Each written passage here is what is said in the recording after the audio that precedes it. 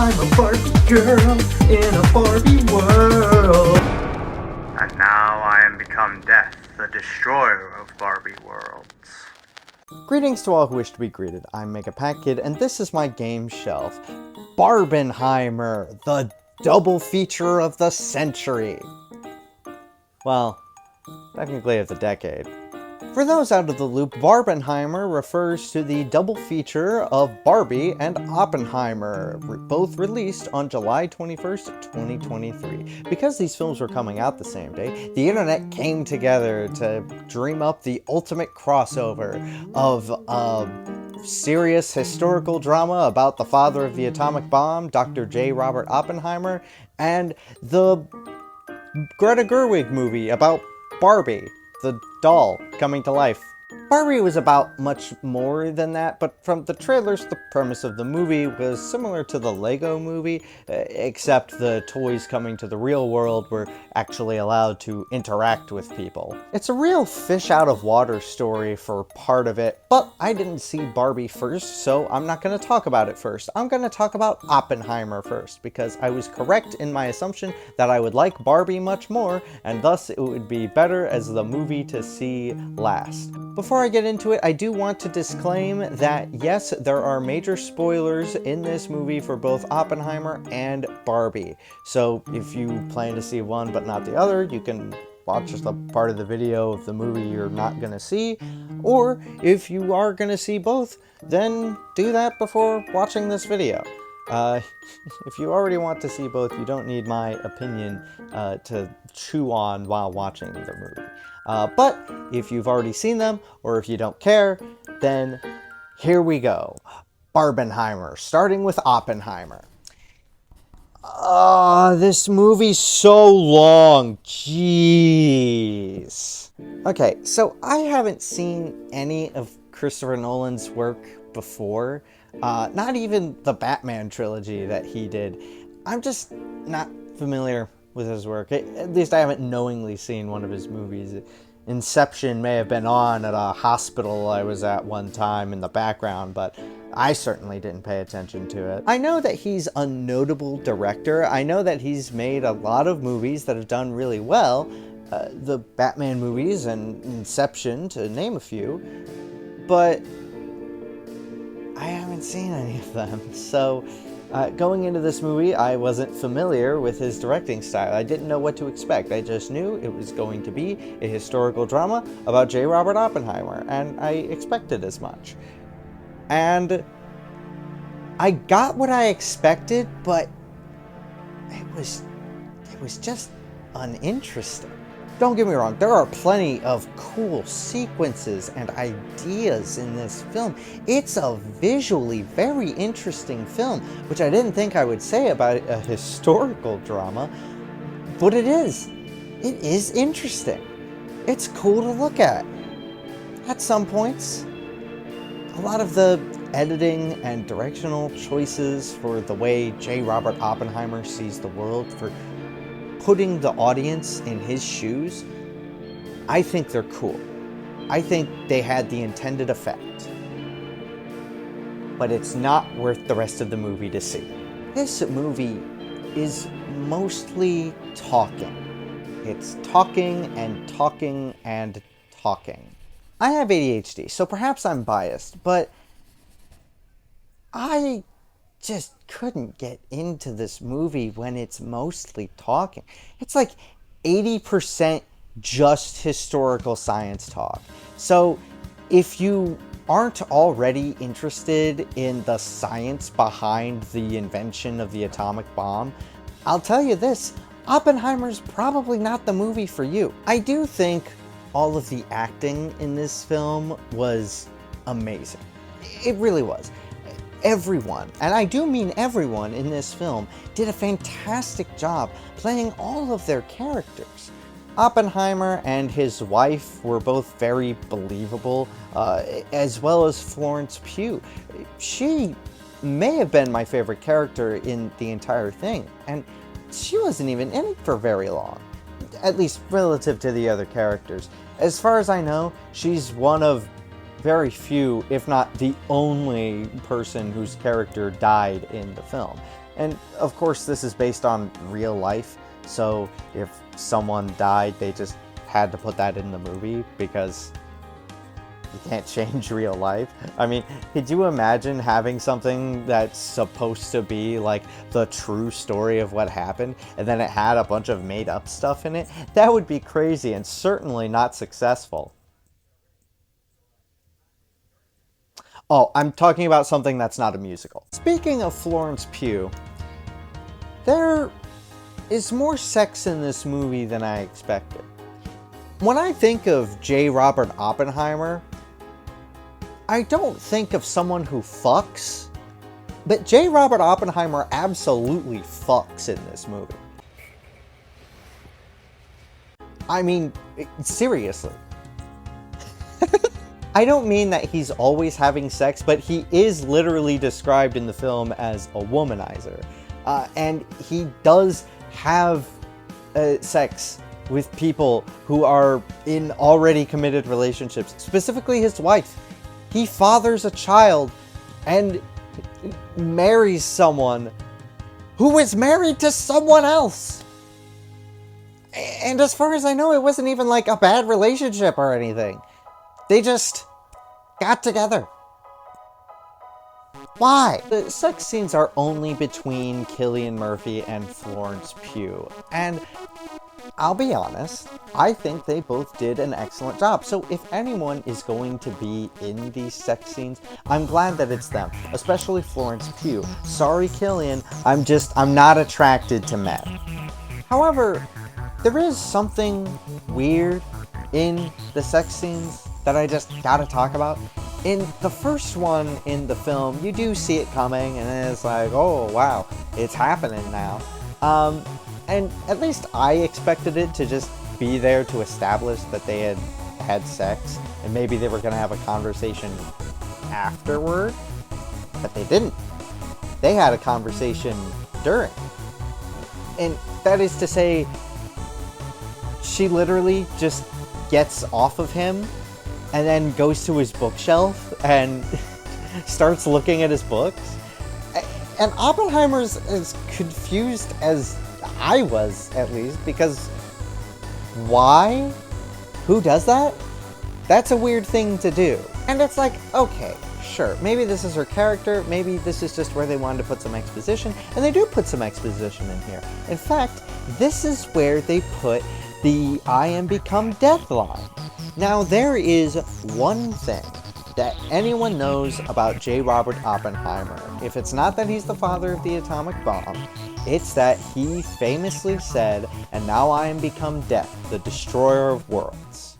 I remembered the line from the Hindu scripture, the Bhagavad Gita. Now I am become death, the destroyer of worlds. And that's real footage. You saw it. That was the real J. Robert Oppenheimer. That wasn't Cillian Murphy. That was the actual Dr. Oppenheimer right there. So, why wasn't that scene in the movie? Because it's not. The only time that Oppenheimer says that line, "And now I'm become death, the destroyer of worlds," is when he's having sex. Why? That's not true. The line does come about again during the testing of the atomic bomb. And they just reused the line from the earlier scene. And that would have been fun. It really would have been. If we couldn't hear her heavy breathing while he was saying it. Because that audio is also still in there. That is probably the one choice in this film that I just absolutely cannot vibe with. I'm not down with that decision. I think it was dumb. In fact, I think that that sex scene is one of the last things that they filmed. They were like, oh shoot, we forgot to put in the I am become death, the destroyer of worlds line. Why don't we just put it in this scene that we're filming today? Hey, what scene are we filming? That's what I hope happened, because I cannot, for the life of me, understand why anyone would actually think that that was a good place to put that line. I know I'm talking about that a lot, but that's my major criticism with this movie. Mrs. Oppenheimer is a believable character. She's actually one of the more sane ones. Constantly calling Oppenheimer to fight to keep his name out of the mud that it's being raked into. But she's also an alcoholic, and then at one point when she's questioned during some hearings, she's just a total badass, and it comes out of nowhere. I'm not judging her for being sick, but it's not very interesting to watch in a character in a movie when the main thing that defines her is the fact that she drinks alcohol in quantities that are too large. If they had explained anything else about her, then maybe it would be more interesting to watch her. But the fact that that was her only thing, that's not interesting to watch. Oppenheimer is a film that was made for a specific audience, and I'm not part of that audience. So naturally, I didn't enjoy it as much as I maybe would have if I was more of a fan of Christopher Nolan's work, or if I was more interested in history and science, and specifically the creation of the atomic bomb. But at that point, a lot of the other stuff would have been uninteresting to me, right? It's weird to like a character's performance, but to not like the writing of the film. That's why I think Oppenheimer is a weird movie. Because there are so many excellent elements. There are also so many bad elements. It all comes down to a net zero, I guess? It's weird. At least Albert Einstein was a wonderful character. He may have actually been my favorite. Another thing that's weird about Oppenheimer is the fact that it's non-linear. Why? Why are we using non-linear storytelling for a movie about a real person's life? The only time that I think it works well in the film is with the twist as to what Oppenheimer said to Einstein that really peeved off this Strauss guy. I really don't understand why it was used for anything other than that, because it really doesn't strengthen the film anywhere else. If anything, it just makes things a little confusing. And sure, that moment of, oh, I get it now, is cool, but I don't need it in this movie. If anything, it just makes it confusing for more of the time. It makes for an ultimately more unenjoyable experience. But let's talk about a more linear film. Let's talk about the film that I enjoyed so much, Barbie. Now, Barbie is also quite long. I believe it's 1 hour and 54 minutes. But it definitely earns its runtime. Unlike Oppenheimer. Sorry, I'm really peeved about the 3 hours thing. Barbie is an amazingly creative and intelligent and beautiful movie. I never cared about Barbie as a kid. I was more interested in one of Mattel's other properties, Thomas and Friends. Barbie is just one that kind of passed me by. I didn't outright dislike it, I just wasn't interested in it enough to like it. But looking at the trailers, I knew that this was going to be a creative film, and I knew I was going to like it. And I was right. I did like it. I felt it was funny. I felt that it really was amazing, and it's worth every penny going to see it. There are a couple criticisms, though. First off, one common criticism that I saw about this film is that it was anti-man, and I don't think it is. Watching the movie, I got this vibe of it being against the patriarchy, which is weird because they almost never talk about the patriarchy being bad in this film. That was sarcasm. They do it a lot. In fact, the word patriarchy sounded like a made-up word by the end of the movie. But I thought the way they did it was great. Ryan Gosling was definitely the right person to cast for the role of Ken. Margot Robbie did a great job too, but Ryan Gosling just had this energy of absolute himbo. I mean, he really was a man who was not very intelligent. And that was so funny. It's hard to explain with my words, but it really is a great film and super funny, and I feel like I'm talking in circles with these points. But would I say that this movie was anti-man? No, I wouldn't say that. I do think that they did kind of go a little overboard with some of the people in the real world. I felt they were a little too exaggerated if it's going to be the real world. However, I do have a justification for that also. See, in Barbie land, women have all the power. It's a total matriarchy. So, because they are so far in that extreme, it makes sense that going to the real world, this unfamiliar world in the hero's journey, makes sense that it would be just incredibly into the opposite. I felt like Mattel wanted to have their cake and eat it too, because the executives were portrayed as being just men who weren't doing a very good job, at least in Barbie's eyes, but also they were kind of trying to help Barbie at the end, and then they weren't even there for a majority of the final third of the film. It was a very weird thing, but at least the scenes were still creative and funny enough. Plus, America Ferrera and Kate McKinnon and all of the actors in this film, they all did such a good job. They did so well. I felt the whole thing was amazing. It was objectively amazing. Just not for me. This is a film that is definitely for women. However, for a majority of my life, and well, even still at this moment, I have been socialized as a man. While I'm not trying to invalidate my own gender identity and being a trans woman, because I haven't been socialized as a woman for long enough for this film to have the impact on me that it had on other people. I'm in a sort of weird position in these films because I'm not the target audience for either film. I enjoyed Barbie much more, and I think that more people would enjoy Barbie than would enjoy Oppenheimer.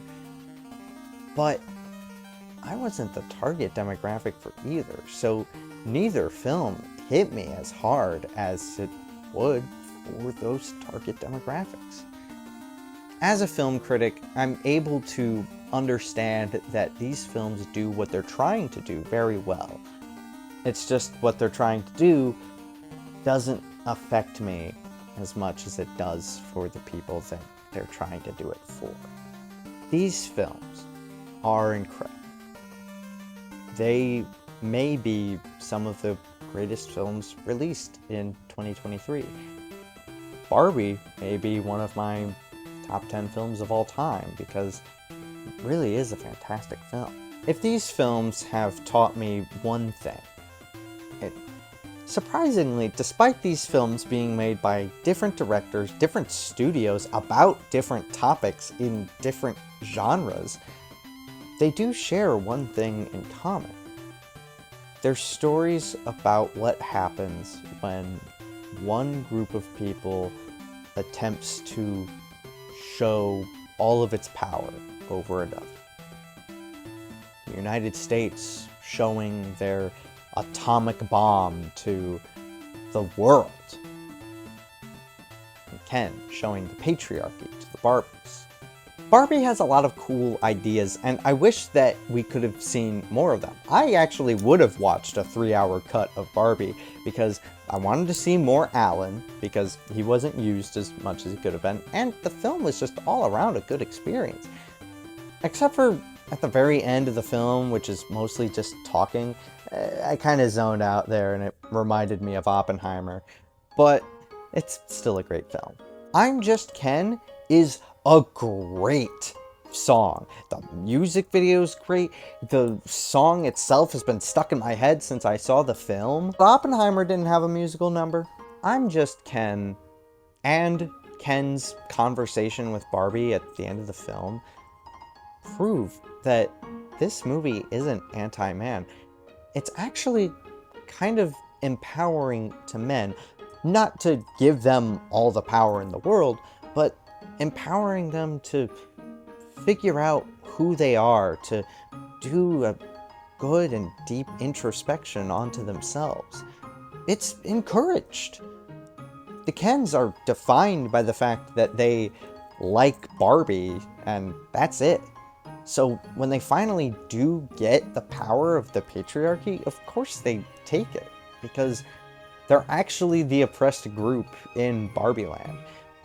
I think that whole thing is the commentary that Greta Gerwig was trying to make. I mean, the narrator literally says at the end of the film that maybe one day the Kens will have as much power in Barbie Land as women have in the real world.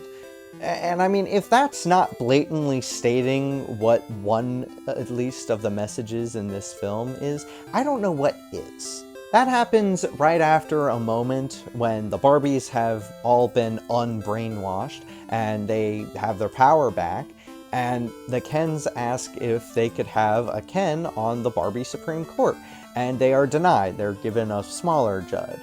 And it made me and my partner a little icky.